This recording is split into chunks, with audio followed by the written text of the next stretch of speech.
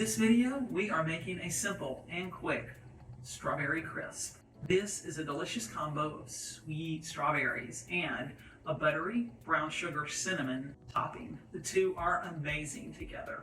And because you can use fresh or frozen strawberries, you can make this all year long.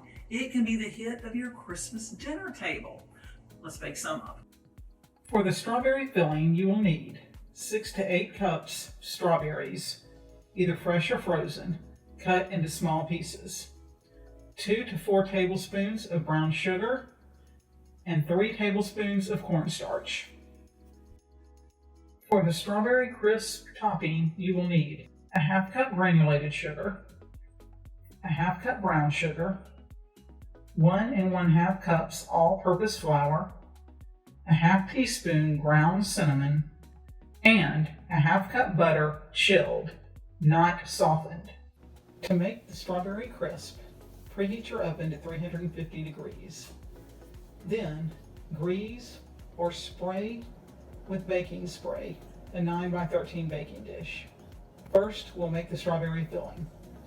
To make your strawberry filling, add 3 tablespoons of cornstarch to 6 to 8 cups of strawberries that have been chopped in small pieces. Then add 2 to 4 tablespoons of brown sugar and mix these together. Next, set aside the strawberry filling. Then we're going to make the strawberry crisp topping. To do that, combine a half cup granulated sugar, a half cup brown sugar, 1 1/2 cups all-purpose flour, a half teaspoon ground cinnamon, and a half cup butter. You can combine them in a food processor or with a pastry cutter or by hand with a fork. I just wanted to jump in here and say, if you're using a food processor, give it about 3 to 5 pulses. You're going to get kind of a sandy topping with some lumps in there. That's fine. It will turn out great. Now, back to the video. Next, we're going to assemble the strawberry crisp. Transfer the strawberry filling to the prepared 9x13 baking dish. Spread the filling as evenly as possible over the bottom. Then, spoon or sprinkle the topping over the strawberry filling.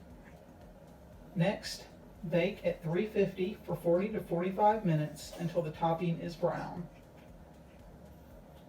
Remove from oven and let it cool, or you can just devour it straight out of the oven.